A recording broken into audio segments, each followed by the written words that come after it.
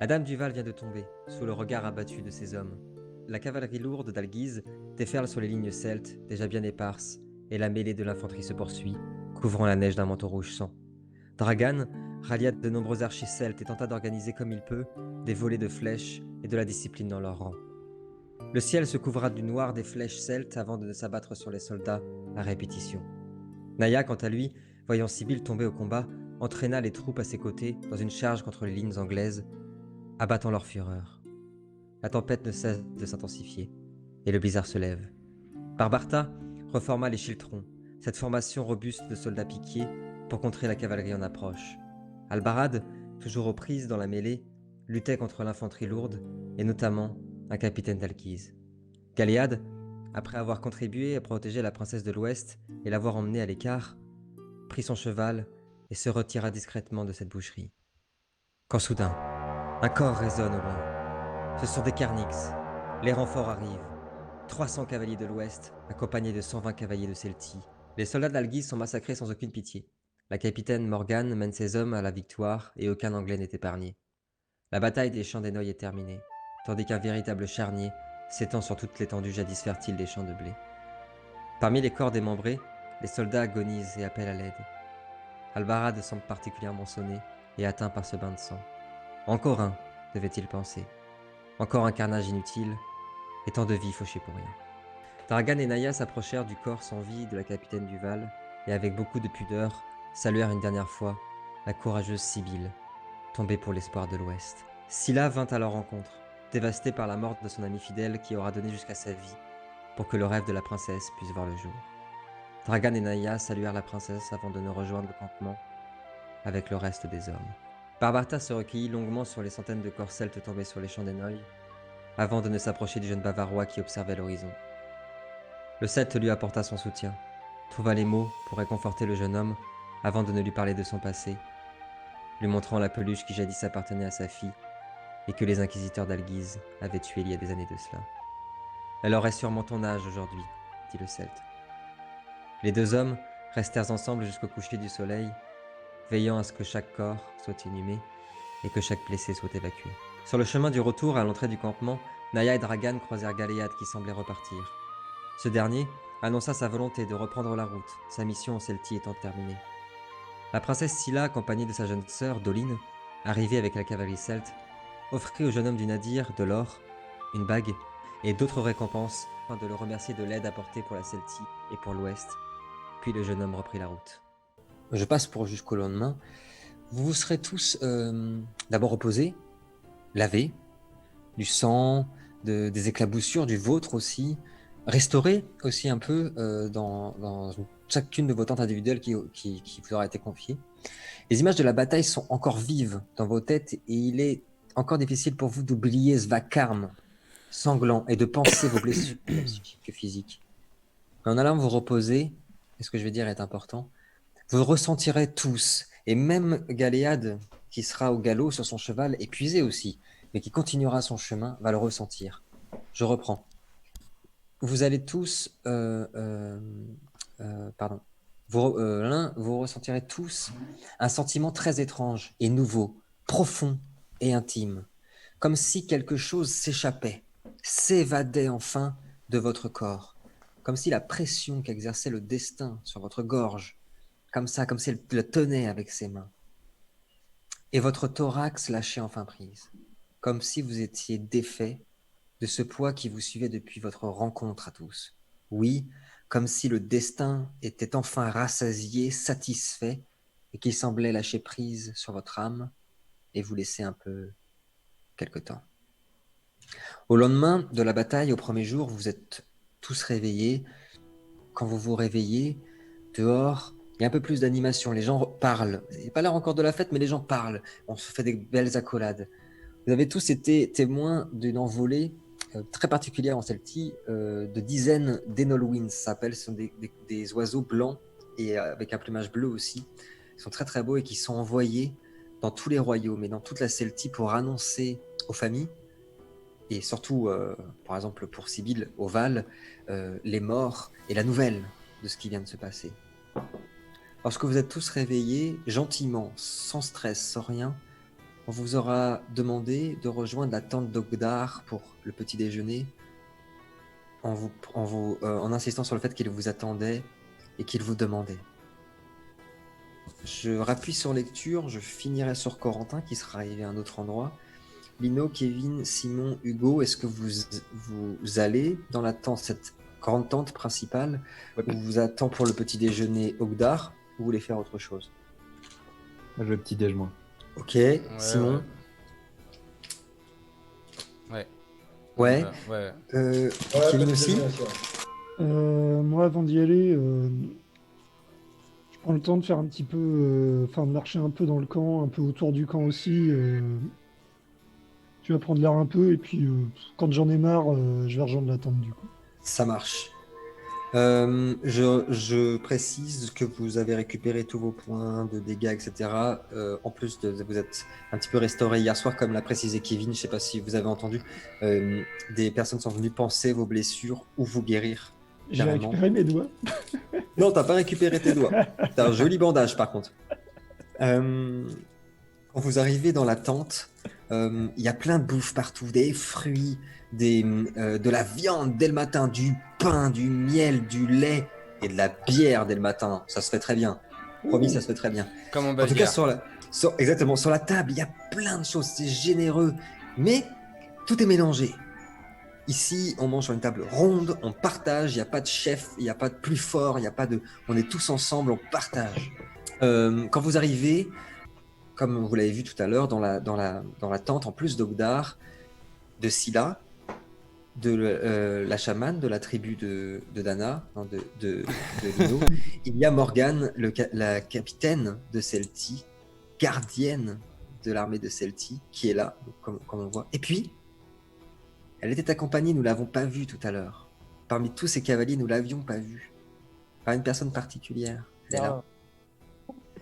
Une jeune fille d'une vingtaine d'années, aux cheveux roux, à la peau blanche, qui est là aussi. Quand vous rentrez, Ogdar fonce sur son cousin, l'embrasse sur le front, il vous prend tous dans ses bras, il est tellement heureux, il vous prend dans les bras. Mes amis, je suis si heureux de vous voir. Asseyez-vous, asseyez-vous. Puis il vous regarde, j'allais oublier, bien sûr, mes frères.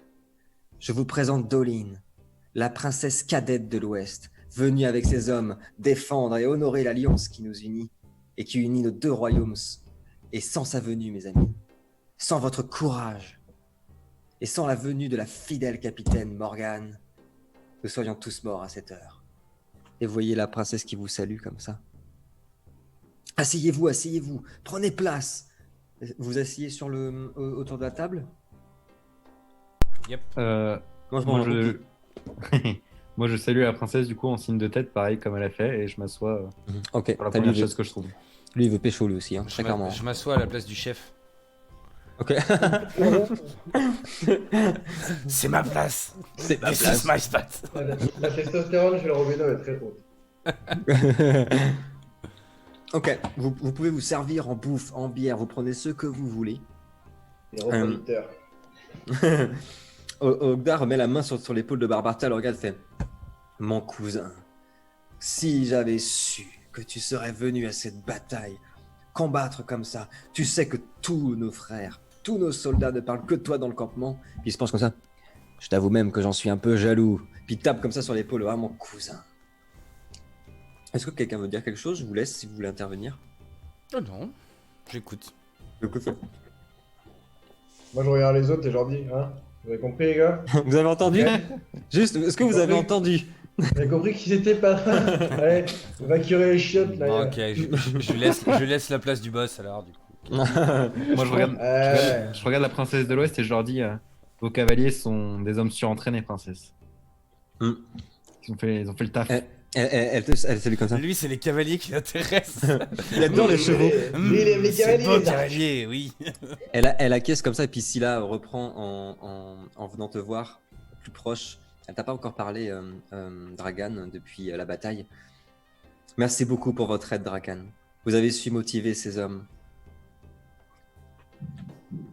Et je la regarde, j'ai fait mon devoir, princesse. J'étais là pour vous aider et je vous ai aidé. Elle te fait comme ça. Scylla reprend la parole en vous regardant tous et en buvant son verre de lait au miel. Mes frères, hommes libres, c'est au nom des peuples de l'Ouest que je tiens à vous remercier de tout mon cœur. Sachez que votre courage sera récompensé. Votre aide dans cette bataille aura été des plus importantes pour le peuple celte, et il saura s'en souvenir. Putain, Oudar qui lève sa pinte de bière comme ça. Oh oui! Le roi de l'Ouest a appris la nouvelle et ne tardera pas à réagir. Il est dans mon devoir de protéger mon peuple. Le roi n'en est plus capable. La guerre se répandra comme une gangrène partout sur le continent. Naya a raison. Il ne s'agit pas que du royaume de Celtie. Les vieilles alliances sont rompues. Elles ne servaient qu'à cacher la misérable peine politique des vieux rois aigris. C'est au nom du roi, justement, de mon père, et au nom de tout mon royaume que je suis venu, ici, et que ma sœur est revenue jusqu'en terre celte, avec ses hommes, pour saluer le courage de mes frères, de nos frères, et leur venir en aide. Et t'as Ogdar qui est comme ça, au peuple libre! Et puis t'as les deux princesses qui lèvent leur verre aussi, pour le coup pas de bière, et qui reprennent aussi, au peuple libre! Ogdar regarde son cousin comme ça, il regarde Barbarta, puis il regarde après Albarad, avec un peu de peine comme ça, il fait. Il reprend la parole en regardant son cousin. Les Bavarois ne sont pas venus, et ne viendront pas, évidemment. Ces fumiers teutons sont des lâches. Ils se cachent derrière leurs murailles, ouais. Ils ne tiendraient pas une nuit ici. Pas une seule. Ils n'ont aucun honneur, aucune aide, aucune de leurs promesses. La princesse a raison. Ces alliances ne sont faites que pour des rois cachés derrière des murs épais et froids. Si je vois un seul de ces émissaires bavarois, c'est moi-même qui lui arracherai les tripes. Albarad, tu chies un peu dans ton froc. Avant de reprendre le discours, la caméra repart sur l'épopée, la chevauchée de Galéade qui aura traversé de long en large. Toute la nuit, tu auras galopé. Tu as tenu, tu es épuisé, tu n'en peux plus. Jusqu'à ce qu'enfin le jour se lève. La neige tombe toujours en abondance. Tu viens de passer le monastère, plus loin, à une quinzaine de minutes. Il y a un petit port. Des marins, des bateaux, comme vous l'avez vu à l'aller, je ne sais pas si vous vous souvenez, il y avait des navires qui étaient brisés, et il y avait d'autres navires que vous avez vus au loin. C'est un port qui accueille surtout les voyageurs. La Celtie est un royaume particulier. Il y a des châteaux, bien sûr. Il y a des villes aussi. Mais c'est pas comme la Bavière, pas comme tout ce que vous avez vu. Le port n'est pas fait pour une ville particulière. Elle accueille. C'est un port qui accueille. Tous les bateaux peuvent venir, tous les bateaux peuvent partir. C'est un drôle de royaume, ce royaume de Celte. C'est vrai que de loin, comme ça paraît très désorganisé, un peu anarchique même. Il n'y a même pas de roi. Et pourtant, ça tient. Et pourtant, ils sont tellement fidèles. Et il y a quelque chose de magique sur cette terre. Bref, Galéade, alors que la neige tombe, tu aperçois ce port au loin. Ces petits bateaux de pêcheurs qui sont mêlés à ces gros navires de marchands. Que fais-tu ?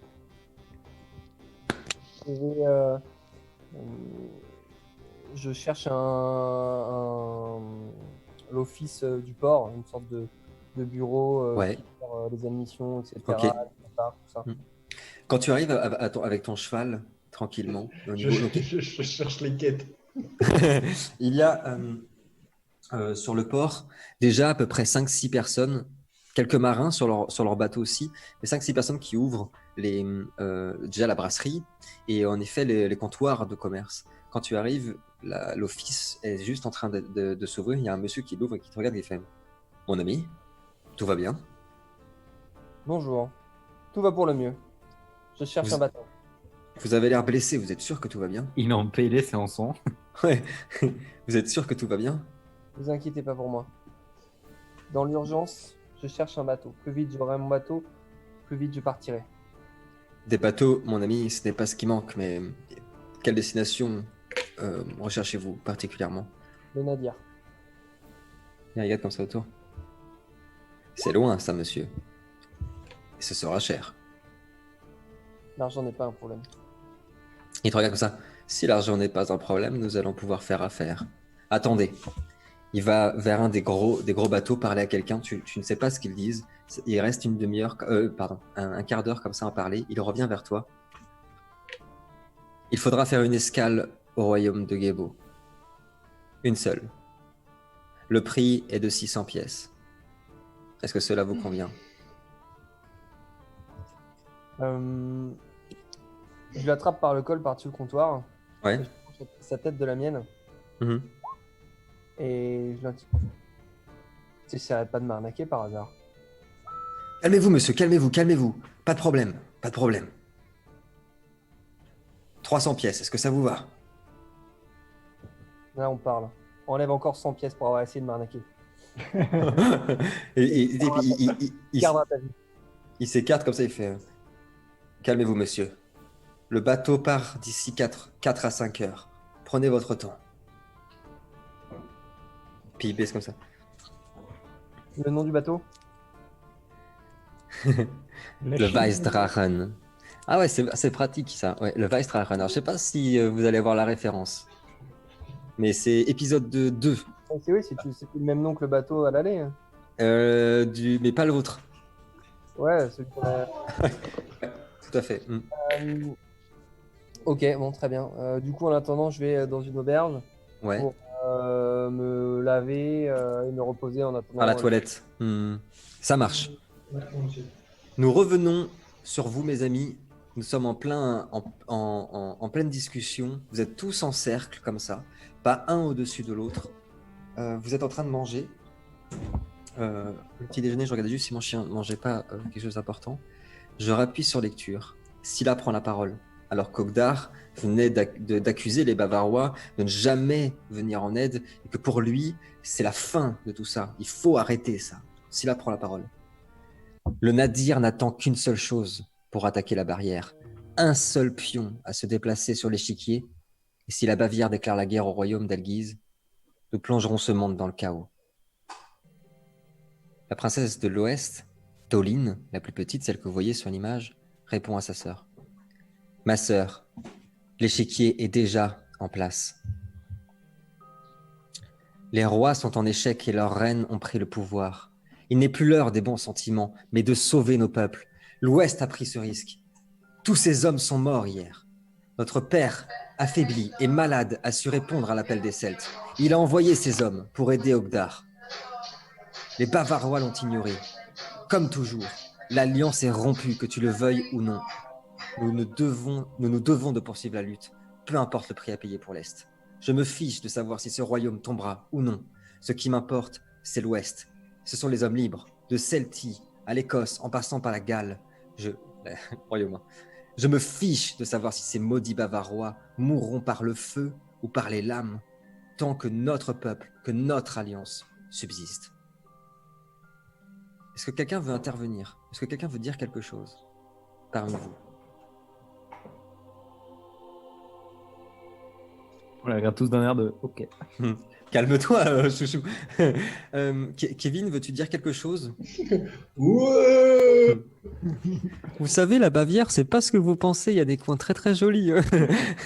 Non, parce que globalement, je suis assez d'accord au final. Oui, bah oui, c'est ça le truc. Ok. Naya non plus. Mort au Pour l'instant, ça Bavarois. va. Pour l'instant, ça va. Avant que je reprenne la parole, la chamane du clan de Lino, toujours avec beaucoup d'amour et de bienveillance pour lui, pour Naya, est venue derrière lui, a pris un petit peu comme ça, l'a massé tout gentiment les épaules, lui a embrassé les mains comme à la dernière partie, et lui a apporté un pain chaud traditionnel de leur tribu, très particulier. Voilà, et elle te l'a fait pour toi. Je reprends. Ogdar, en regardant Doline, la princesse de l'Ouest, reprend. Les Bavarois ont eux-mêmes décidé de leur sort. Les Celtes ne paieront plus aucun tribut, ni en or, ni en vie pour ces chiens.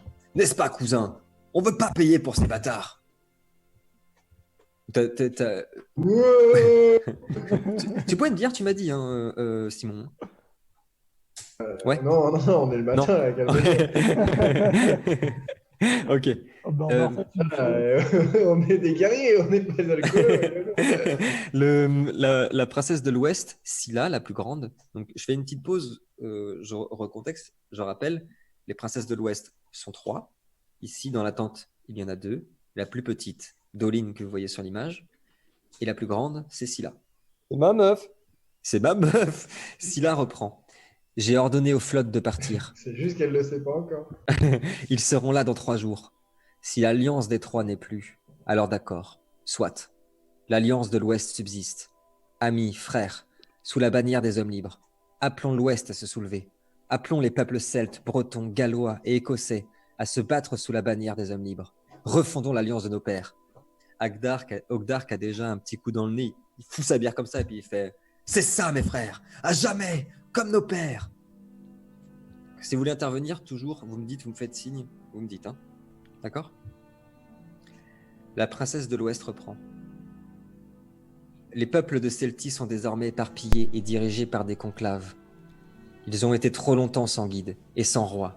Ogdar, mon ami, mon frère, il est temps pour ton peuple de retrouver sa flamme. Il est temps de guider ton peuple et de rallumer l'espoir. Scylla regarde Ogdar et Doline qui vient de prendre la parole et dit « C'est une légende, petite sœur. Nul ne sait où elle se trouve. » Et Ogdar qui prend son cousin comme ça, qui colle Barbarta à lui comme ça, dit « L'épée se trouve au sanctuaire de Féou, madame. Nous le savons tous ici, mais nous respectons cette lame. » Excuse-moi, ça a coupé du coup. Oui. Coupé de l'instant dramatique là.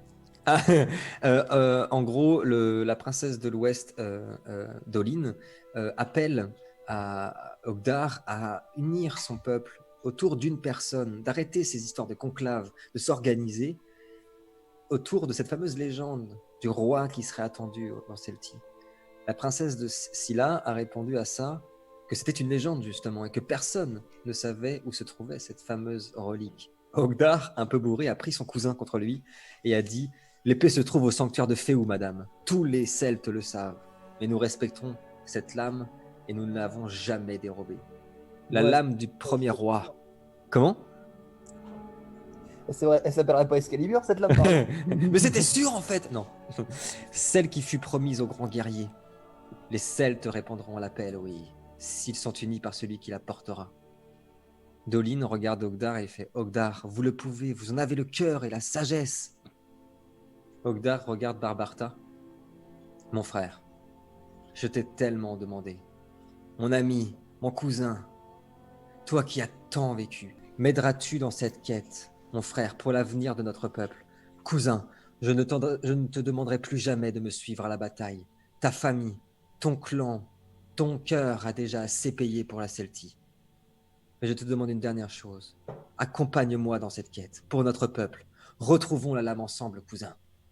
Partons avec mes hommes. Une poignée suffiront. Retrouvons la lame et unifions notre peuple. La princesse a raison. Jusque dans les flammes du Mordor. Je vais poser mes mains sur la table Ouais. et regarder tout le monde d'un air. Je dis oui, unir la Celtie, c'est une bonne chose. Derrière un roi, pourquoi pas. Mais dans quel but? Vous comptez quoi? Attaquer la Bavière? C'est quoi le programme? Quand tu dis ça, c'est la princesse Doline qui te répond en te regardant. Vous êtes sage, Naya, comme votre famille et comme votre clan. Il s'agit d'unir les hommes libres de l'Ouest sous une seule bannière pour répondre à la première menace, celle d'Alguise. Ensemble, nous réussirons à les vaincre. Je sais ce qui vous préoccupe. Je le sais mieux que quiconque, car mes terres sont atteintes déjà par le mal qui vient du nord. Mais pour l'instant, nous ne pourrons faire face à cette menace si nos royaumes tombent. Mais si vos royaumes sont affaiblis par la guerre contre Alguise, ils seront inutiles face au mal qui arrive. Là, c'est Scylla qui répond. Vous avez raison, Naya. Mais si nous laissons faire, si nous ne nous allions pas, si la Celtie ne retrouve pas sa force, nous serons alors envahis par ce royaume arrogant qui ne souhaite que brûler nos terres et nous réduire à l'esclavage. Et il n'y aura plus d'hommes comme vous, comme nous, comme Ogdar ou Barbarta, pour faire face, ensemble, unis, à la menace qui vient du Nord. Alors je vous suivrai. Mon bâton est vôtre. La princesse de l'Ouest reprend, Doline, la plus jeune. Au nom du roi, du peuple celte, de Galles et d'Écosse, je déclare devant vous, mes frères, vous qui êtes venus à la bataille d'Énoï, je déclare devant vous la grande alliance des peuples libres. L'alliance des peuples libres est fondée, et je déclare devant vous, devant témoins, que la Bavière ne fera plus jamais partie de cette alliance, et que nous nous séparons de leur courroux. Et t'as Ogdar qui se lève avec sa bière comme ça. À l'alliance des peuples libres, mes frères. Et les deux princesses se lèvent aussi et trinquent avec lui et avec un verre de lait. Est-ce que vous voulez faire quelque chose de particulier? Moi, je les regarde et je Ouais. me lève pas. Tu sais, je regarde ça d'un air un peu lointain, Ouais. et un peu désabusé. Ouais. Et je bois, et genre, je lève ma pinte et genre, je les regarde, tu sais, avec juste le gobelet juste au niveau des yeux. Tu sais, genre, Ouais. putain, qu'est-ce qu'ils sont cons, ces mecs de l'Ouest, de l'Est. Carrément, ok, ça marche. Est-ce que l'un de vous, Moi, les gars... Oui. je suis meilleur de remplacement, du coup, j'entends Hugo et je l'attaque. Si tu es dans la tente avec les chefs, tu es content, d'accord? Sois content.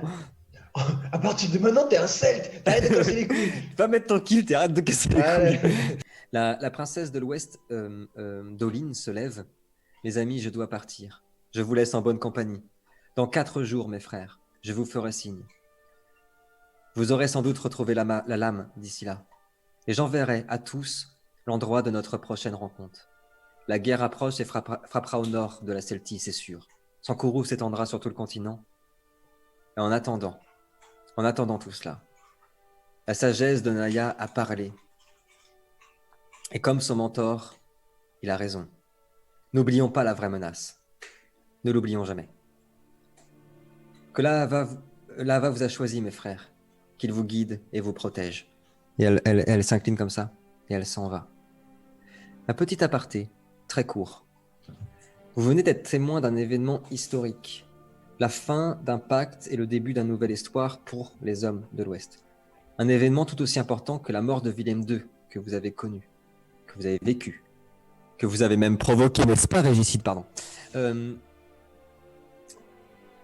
Cet événement que vous venez de vivre ne tardera pas à provoquer un changement radical du continent.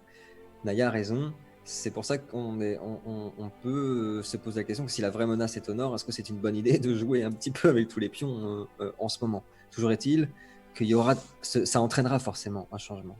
En tout cas, mes amis, vous voilà maintenant officiellement maître de votre destin et libéré de la contrainte de ce dernier. Comme vous l'avez ressenti hier, quelque chose s'est passé pendant cette bataille. Quelque chose s'est enfin libéré. Quelque chose vous a enfin lâché. Je fais un petit aparté. Au moment où tout le monde s'échange, trinque, les soldats rentrent avec les récompenses qui vous ont été promises. Des flèches exceptionnelles des artisans de l'Ouest pour Dragan, la lance de Galéode et des terres fertiles et riches pour Barbarta, le pendentif d'Ultu et les runes d'Ishna pour Naya, et le bouclier de Galéode pour le jeune Bavarois. Enfin, tous reçurent un zéphyr, un cheval extraordinaire, aussi rapide et véloce que le vent. Eh bien les amis, il nous reste 10 minutes, mais je vais vous proposer de vous arrêter là, tandis qu'on va voir, parce que comme ça, pour la prochaine partie, ça nous permettra de savoir, maintenant que vous savez, que vous pouvez prendre vos décisions, de réfléchir si vous allez rester ensemble, partir, voire peut-être avec vous. Mais surtout, j'aimerais finir sur cette image de cette première scission qui est arrivée. Ça y est, le groupe se sépare. Galéade est sur son grand navire en direction d'un royaume très lointain.